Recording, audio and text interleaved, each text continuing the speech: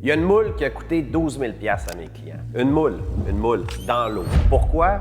Bien, on travaille avec un paquet de développeurs immobiliers. Je pense que vous le savez, en ce moment, bâtir des logements, c'est calissement difficile. Même si le Québec, le gouvernement, prône le fait qu'on doit bâtir des logements, c'est de la merde. La bureaucratie fait en sorte que c'est compliqué, mais écoutez ça, parce que l'histoire de la moule est folle. J'ai un de mes clients qui avait un projet immobilier sur le bord de l'eau puis qui s'est dit « Hey, ça serait cool si on ferait une petite marina pour les gens qui seraient dans ce projet immobilier-là. » Fait qu'ils ont demandé évidemment au gouvernement les permis pour pouvoir faire une petite marina et c'était super compliqué. C'était super compliqué au point qu'ils ont fait une analyse sur 1000 mètres carrés et dans cette analyse-là, faite par un biologiste, le biologiste a dit « Tu as 2 moules dans ton 1000 mètres carré d'eau, où est-ce que tu veux mettre ta marina. Donc, quand tu vas mettre tes poteaux, il va falloir que tu utilises une caméra pour qu'on s'assure que le poteau ne brise pas la moule.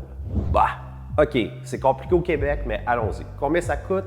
4 000 $. Finalement, c'était pas 4 000, c'était 12 000 $. Donc, ça coûtait 12 000 $ pour mettre une caméra dans l'eau pour s'assurer que la moule ne se fasse pas blesser quand elle allait mettre les poteaux. La partie la plus fuckée là-dedans, à toutes les années, il faut qu'il y ait un biologiste qui ait analysé si les 2 moules sont encore là pour voir s'ils sont vivantes. Parce qu'il ne faut pas oublier que si la caméra arrive et qu'on veut mettre un poteau, il faut prendre la moule et la déplacer et s'assurer qu'après ça, la moule va être en bonne santé. Est-ce que ça fait du sens pour vous autres d'investir 12 000 $ pour déplacer 2 moules, puis après ça, d'aller voir s'ils sont encore vivantes des années après? Pour moi, je pense que ça ne fait pas aucun crise de sens et c'est exactement à cause de ça qu'on n'a plus de logements abordables au Québec puis même au Canada. Qu'est-ce qu'on devrait faire? Je suis curieux de savoir vos solutions à vous dans les commentaires.